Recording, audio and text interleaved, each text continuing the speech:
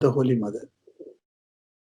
Now, Swami Gambhirananji, while narrating the incidents, does not merely mention the incidents, but he is trying to tell us what was the purpose of that incident and what was the motive, if at all anything is there, from the side of mother or Thakur. So we find here one of the very important point of a womanhood he has raised, and that is a woman's, if she is unable to bear a child, what type of terrible things happen to her in life that point cannot be understood by those with children. If anybody does not have a child, that woman only can understand the pain of not having a child.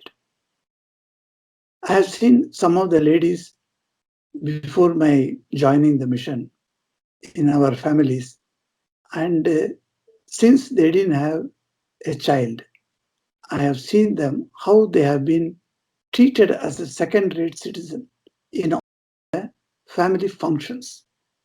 I used to feel very bad. So I had one auntie like that, who was my father's elder brother's wife. She didn't have any child. Okay. But then I have seen her, how she is slowly taken out from that type of Mangal Karya, as they call it. So any type of Mangal Karya happens, so a barren woman is not allowed to go in front. And she cannot do anything by her own hands. So she is kept as a witness. And particularly in marriage, etc., she is even advised not to come during certain rituals of the marriage. So such is the cruelty that happens to that lady, and I could feel very bad. Though I was growing up at that time, only from school I went to college. At that time I had seen this.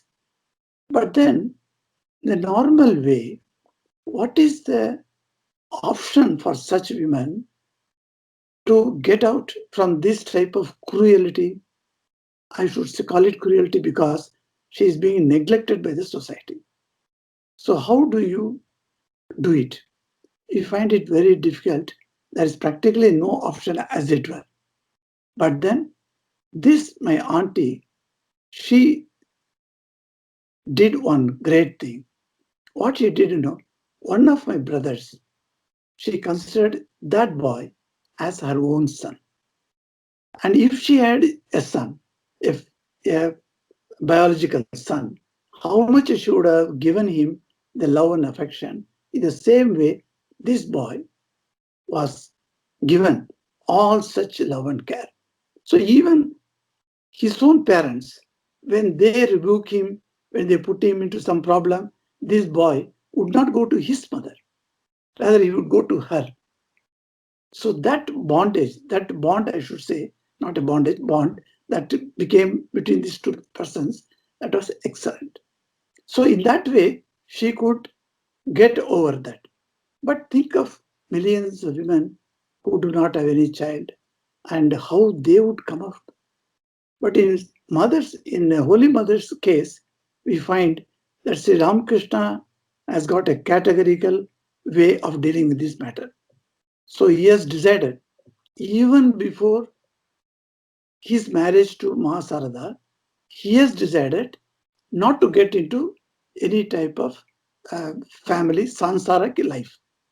A sansaric life, as we say. So that life is not for him. He has decided. But then, by the will of the God, then the marriage happened. Okay. He himself had to tell who is his wife. When they were not able to find out whom they will select for his wife. So he himself suggested. Now, with all that, still, this little girl who came to him, and when she of age, when she came to Dakshineswar and stayed with him, at that time itself, he made her very clear what is his life. And she also wholeheartedly accepted the decision of Sri Ramakrishna. And Holy Mother said, yes, I will support you. I will assist you. So that problem was relieved. But then what will happen to the societal image of Holy Mother? So she's looking everywhere.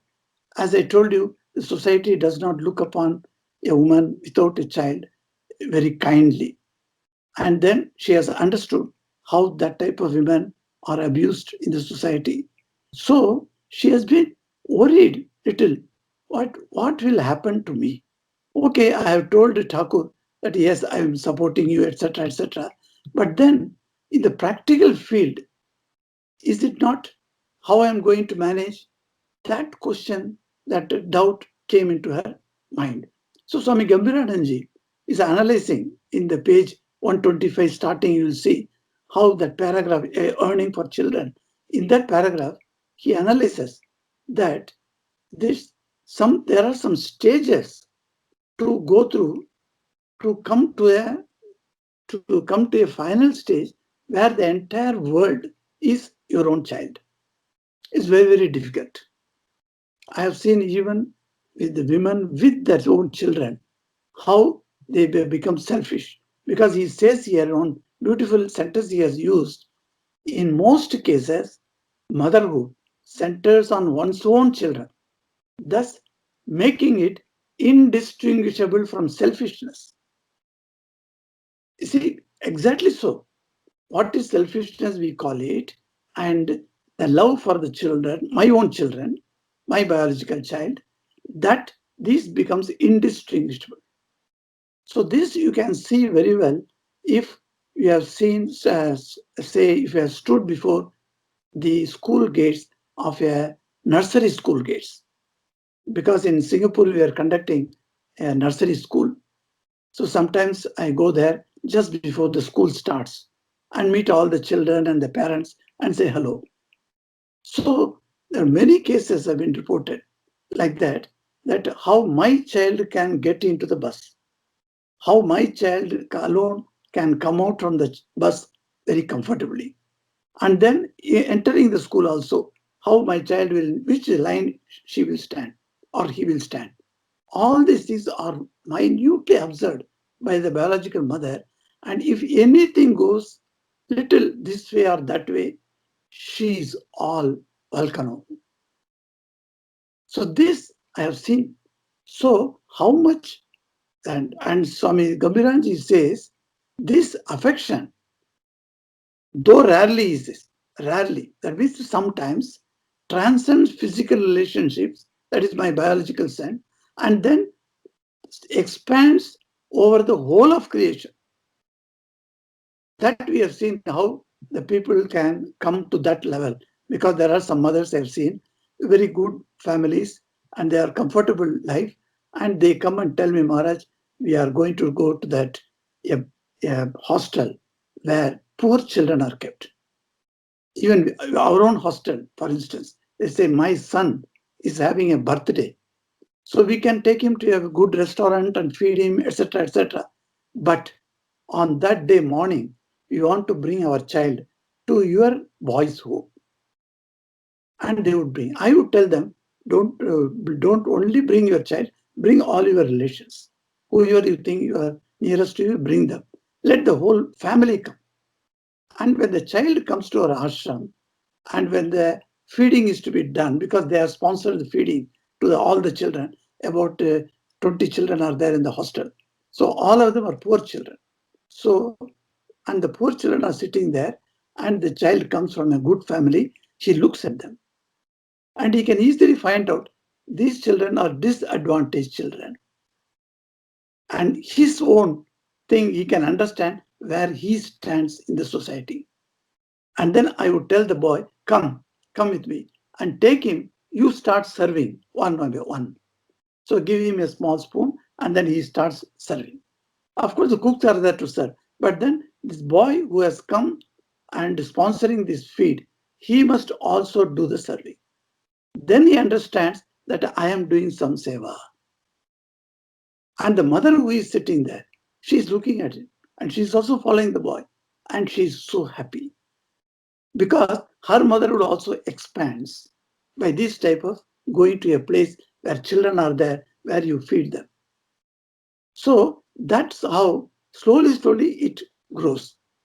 I have seen one lady in Ranchi. She was with us in our campus only. She was staying because her husband retired from HEC company, and then she uh, they didn't purchase any house or anything at the time.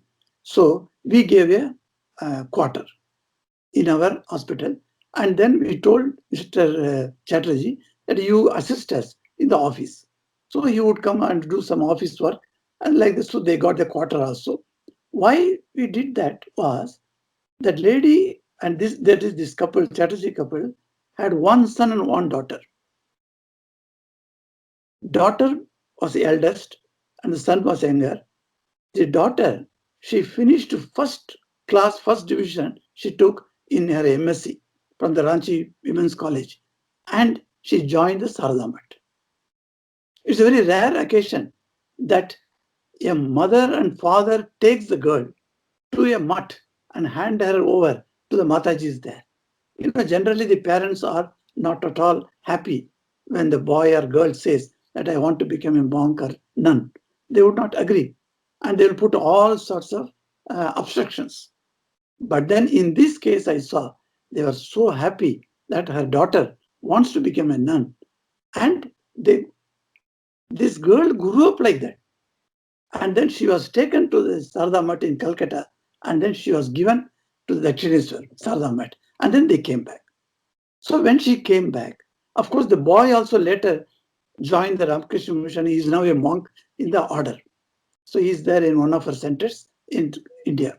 So these parents, when they came back, many of them, the relatives come, friends come to meet them, and they all one day they were all having chit chat in the ashram itself, and the many people had come, and many other devotees had come in the ashram, and they were all talking to them. So the ladies were asking this lady, how cruel you are. You have a daughter and a son. Daughter will anyway, whether you want it or not, she will get married and go away from your family. She is not going to stay with the parents. Understood.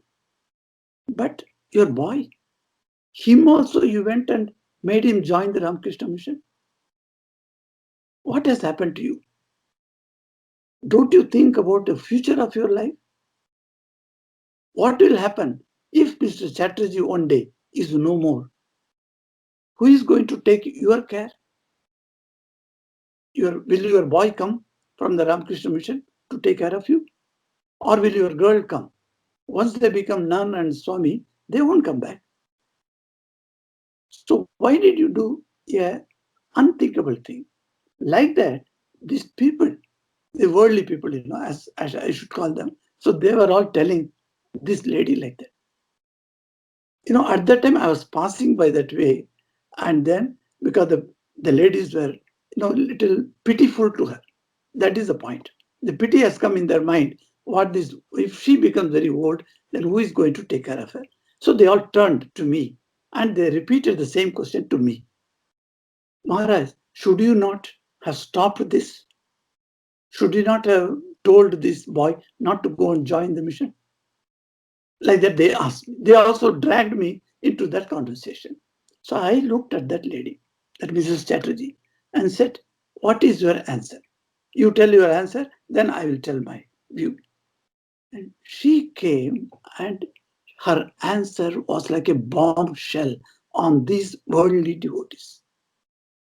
Why I'm telling worldly devotees means they didn't accept this idea, of giving one of their own son, a biological son or daughter, to become a monk or nun. They won't give. So I'm calling them, but they are all devotees, mind you. So that's why I'm telling worldly devotees. So these devotees are stunned at her reply. What was the reply? Interesting. She said, by Thakur Ma's grace, I have taken this body. I have been born. And do you think that I grew up all these years thinking of these two children who were only to come to me at the age of 30? Till 30 years, Did I depend upon them? Because they were not there. After 30, I got them. So in the future also, what is the guarantee that they are going to take care of me? Did they take care of me earlier? They were not there at all. Thinking of the children, have I been born? Or have I been brought into life by Thakur and Ma? I was stunned, Not only I, all the ladies were stunned. You see, she had that as a biological mother, she does have the attraction, the affection, the love, everything for her children. But a superior force or a superior thought as a force has been imbued in her mind, and that is provoking her to take this action of not stopping them, to realize their own goal. Again and again, you are reading in the gospel, what is the goal of life? Goal of life is to realize God. Finished there. No more goal is given. Moksha is the ultimate goal, we say. Dharma, Artha, Kama, Moksha. The scriptures have defined that. And moksha, they call it ultimate goal. So what is the goal of your life means? I'm asking your ultimate goal, not tomorrow's goal, or 1 year after goal, or 10 years after goal. No. Ultimate goal, goal means ultimate goal. So that goal is moksha. So if my child wants to attain moksha, why I should stop it? And next, the second point. First point astounded everyone, okay. But the second point from her mouth brought extensive, and I cannot express to you today the unbounded joy in my heart. What did she say, the second point? She told these ladies, look, from the day my son and daughter have left us, all the monks of the Ramakrishna order, all the nuns of the Sarada order, they are my children. I consider every monk as my son, every nun as my daughter. You see where she has come up. This is that beautiful way that she transcended the limitation of not having a child.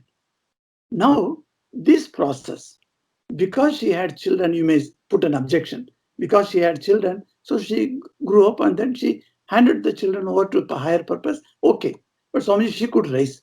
But what about those who have no child? For that only, that you have to adapt. Take some child as your child. Suppose you don't want to go into that type of legal problems. See, nowadays, it's not so easy to call somebody, because I have seen some of the families that childless woman claiming another woman's child as their child, giving so much affection to that child. The biological mother gets jealous of that. She is afraid that my child will be taken away from me ultimately, because the selfishness, the tinge of selfishness, it becomes indistinguishable. He says, what is the selfishness? In future, that my child will not take care of me, rather he will go and take the care of this auntie. So that type of fear will come. I have seen that fear also. So that is the problem with the people who do not have. But then these are all very natural way this society's reaction is happening. So Swami Gambhiranji wanted to give some specifically, he wants to deal with this subject.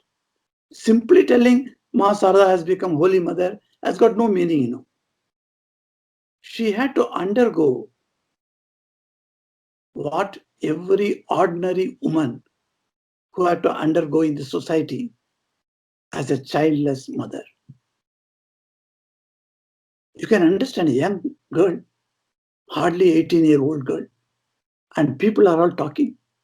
And her own mother, Sarada's mother, Shyamasundari Devi, she is also telling, oh Bhagavan, what type of brother, son-in-law I have got? Who doesn't want to talk about child? Just imagine Shyamasundari's thoughts of despair as a mother-in-law. Every mother-in-law would like to hear the good news from her daughter after 2 or 3 years. Yes, a child is coming. That's a very good news for her. She is going to be a granny. All those swapna, all those dreams would be there in the worldly life. All were shattered. And Sri Ramakrishna was very clear. And he's telling his mother-in-law, see how wonderful it is when we read that he says, what a mad son-in-law have I married my daughter. You can understand Shama Sundari's that the idea or her pain in telling like this. Alas, she has no family life. And what she is going to tell her peers in the village, Shama Sundari also is a respectable woman of that village, from a high caste woman. And then Mukherjee's family. And then in the village, she has got her own friends circle. She has got her own circle. And all those people will come and going to ask her, when are you going to become granny? What she would say? Can she tell this? That my son-in-law has told that they don't have a family life? How can he tell her? Does not hear anyone calling her mother. I'm seeing my girl growing up in Dakshineswar, but nobody is calling her mother because she doesn't have a child. And Master is telling the mother-in-law. Now you understand that how it is so cruel it looks to us. Dear mother-in-law, you need have no disappointment on that score. Your daughter will have so many children. You will see in the long run that the distressing call of mother, Ma, will make her bewildered. Yes, this was the teaching he gave to mother-in-law, and it came to truth, no doubt. But you think of the situation at that time when the son-in-law is talking to mother-in-law. Mother-in-law has not got that idea that who is Sri Ramakrishna, for what purpose he has taken this form. The Narayana himself has come. As the opening song, we had the Narayana. You see, even Sanch Kya Jarut Ka, that's the song says.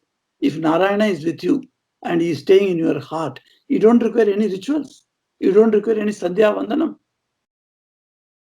So Narayana has come in the form of Sri Ramakrishna. Was she aware? She was not all the time aware.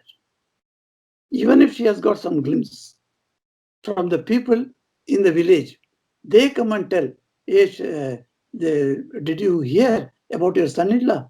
In all the, like Keshav Chandra Sen, the great man, he comes and bows down to your son-in-law.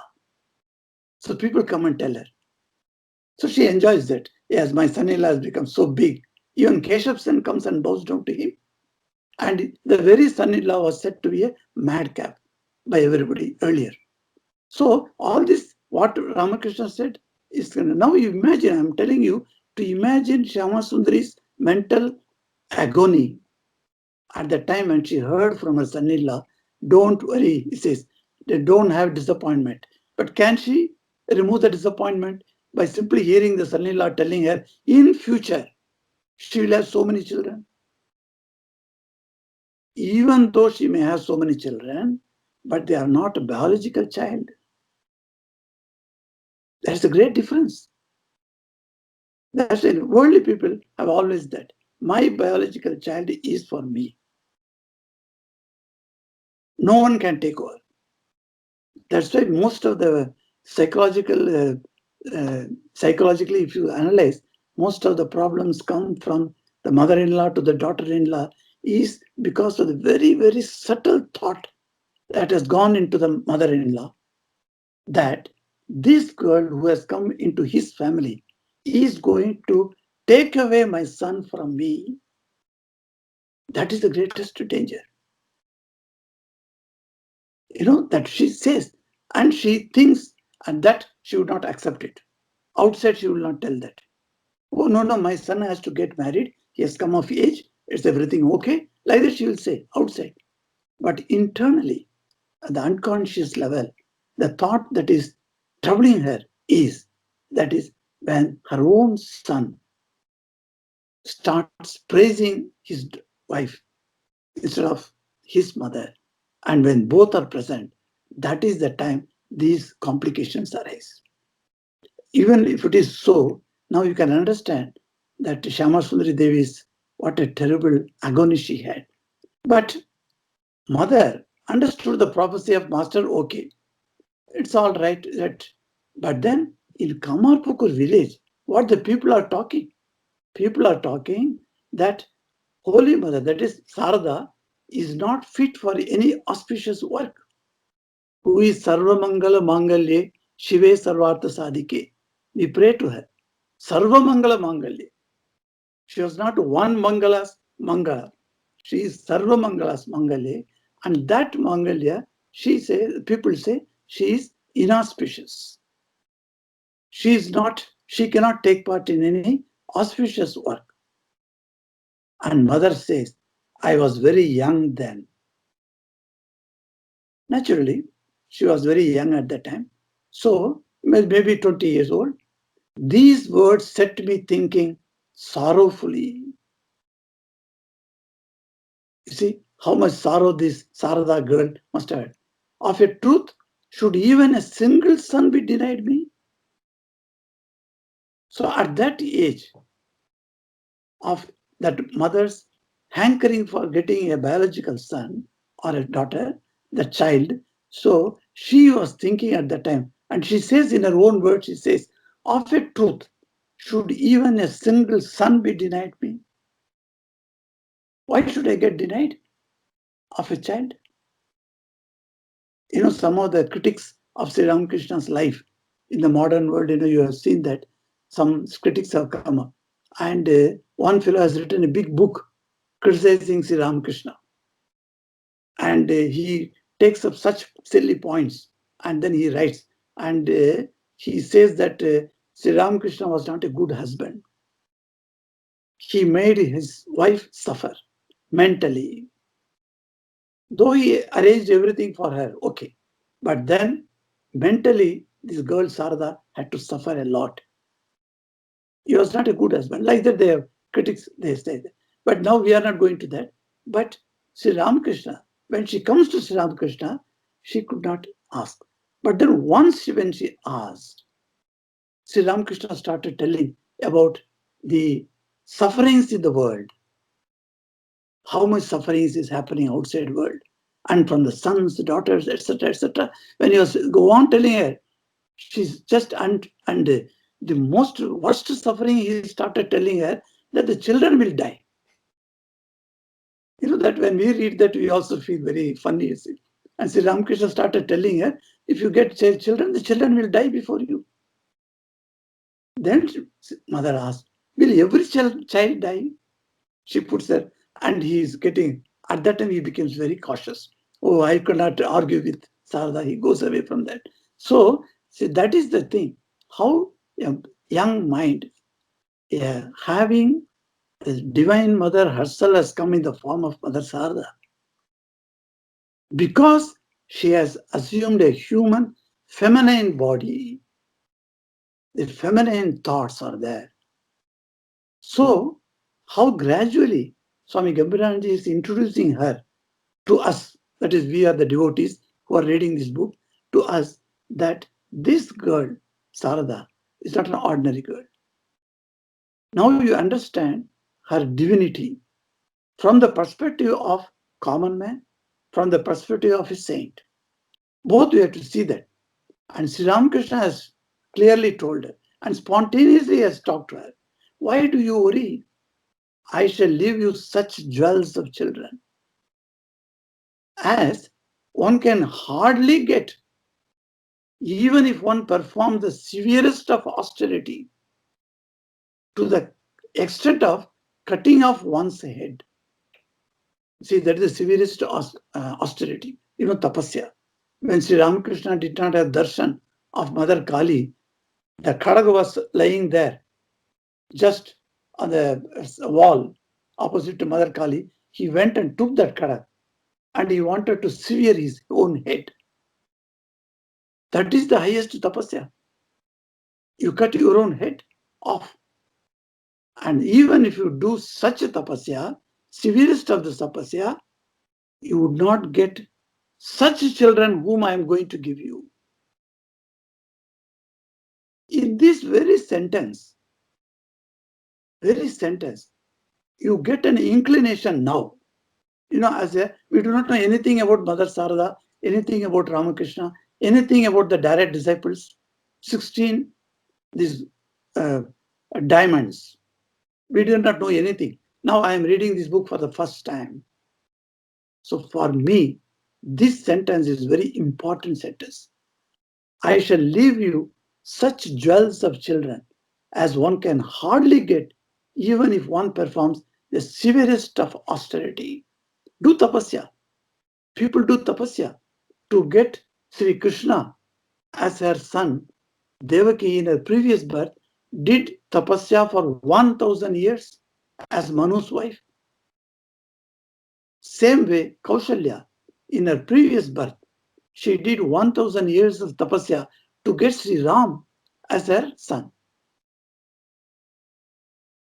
They are all, even Avatara comes, they must have done.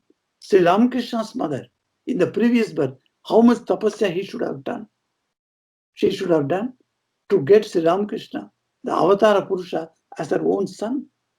It's not a normal thing. Even if you have a good son from the society's point of view, you always say that, yes, see, this child has become so wonderful son, not only looking after the own parents, looking after the neighbors, looking after the others, etc. Such a wonderful son she has got. She must have done definitely a good tapasya in her previous life. Otherwise, she would not get such a son. So people say that. Normal way, we all say that. So Sri Ramakrishna says that from this one sentence, what I want to tell you is, as a new person studying this life, I will get a glimpse of the greatness of the 16 disciples. And I would like to add, along with the 16 diamond disciples, there are golden devotees were there. The householder devotees of Sri Ramakrishna, who called Holy Mother as Ma.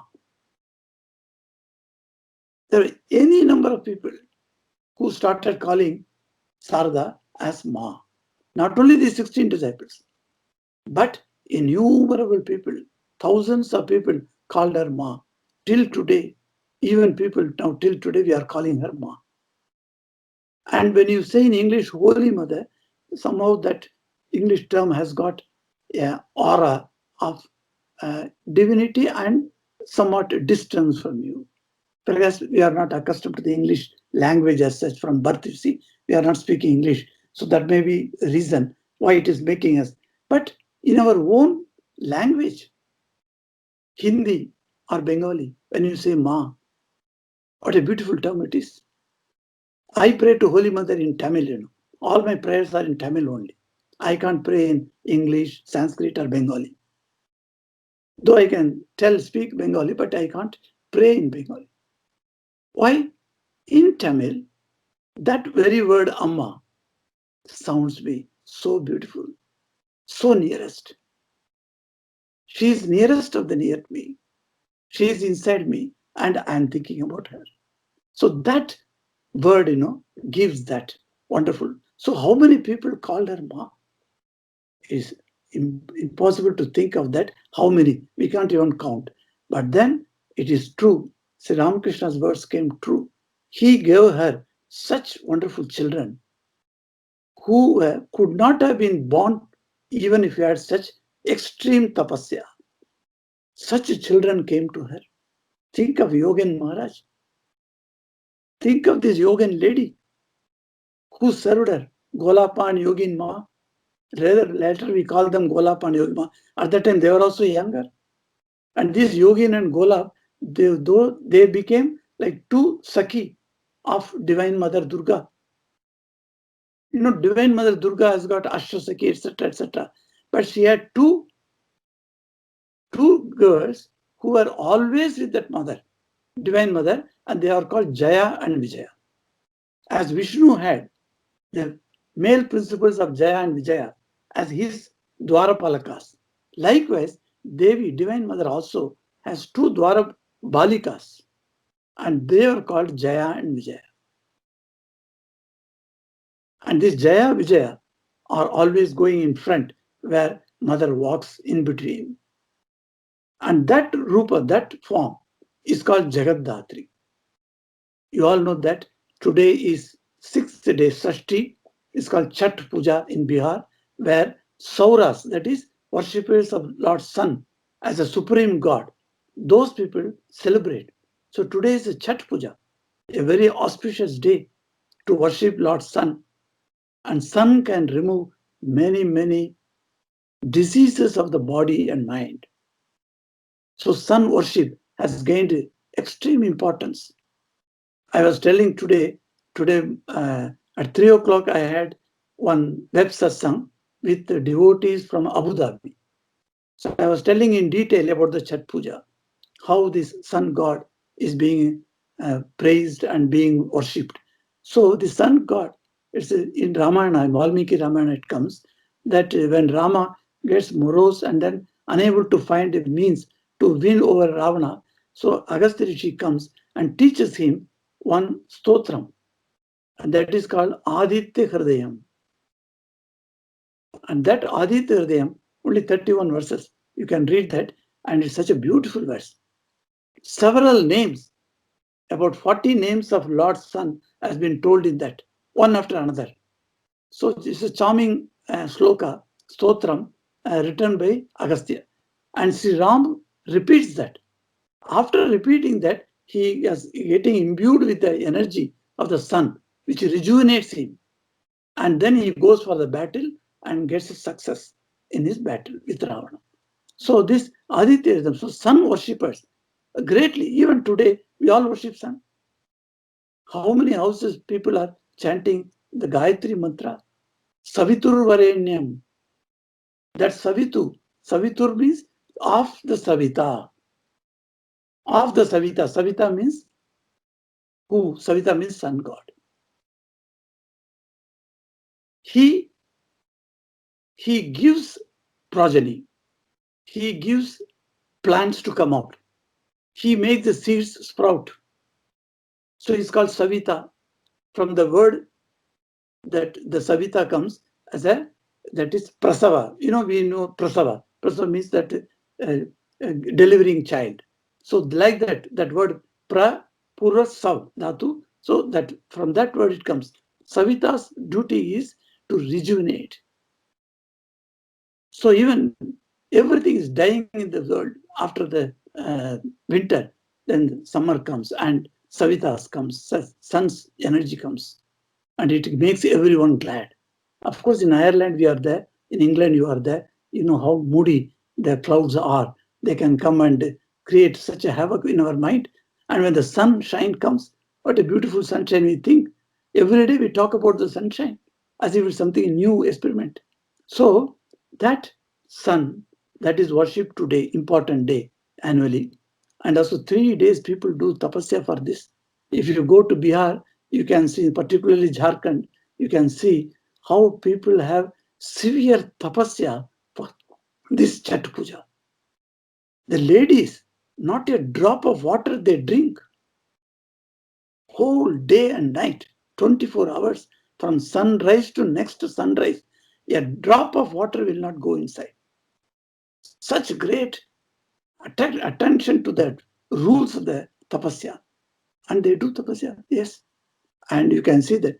So what I am telling you is that Savitu, that sun's puja is today, and Jagaddatri is worshipped 3 days after today.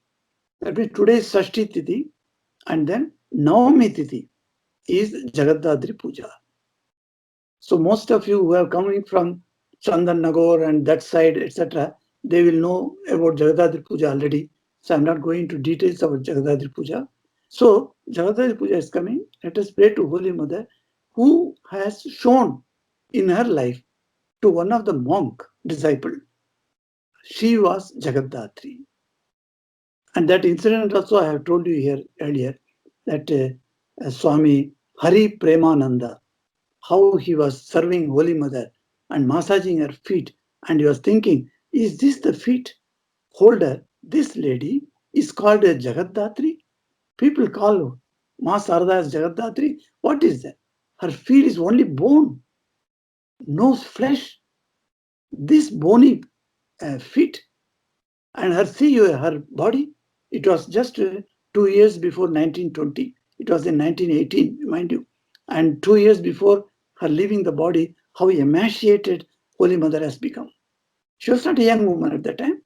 So the body also has gone, shrinkage has happened, everything, it will happen to every one of us. So she was also like an old woman. And you can see this Hari Premananda was massaging her feet with oil, started thinking like that. And then his eyes was closed. And then while massaging, he found suddenly these hands are experiencing some other type of feet. That bony feet was no more there. Supple, like a young woman's feet, it has become. And that's what Hari Premanji describes. And he says that feet, I could not understand how suddenly the feet has become so healthy. And then slowly I opened my eyes and looked at the feet. It was so charming. And those feet have got so many ornaments. I was amazing. And then with that amazement, I raised my head slowly and saying, Holy Mother is not sitting there. And the sarees that was wearing, all golden type of sarees. She's got lot of ornaments. And the face is Mother Jagaddatri. And on her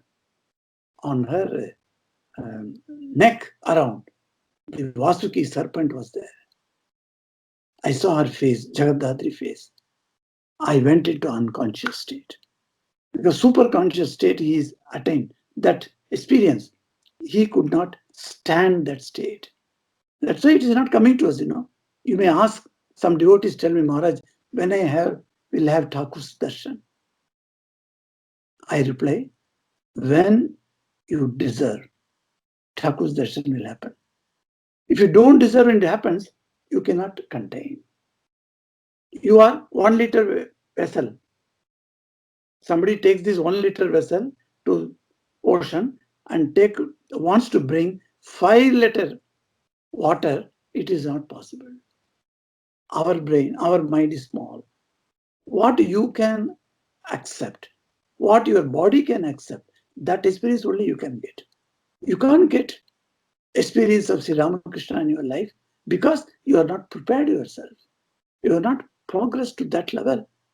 And when you deserve, experience will automatically come. You don't need to ask. As Sri Ramakrishna gives the example of a small boy telling mother, Ma, you just wake me up when when I get the urge to go to town. Ma said, hey, I don't need to call you.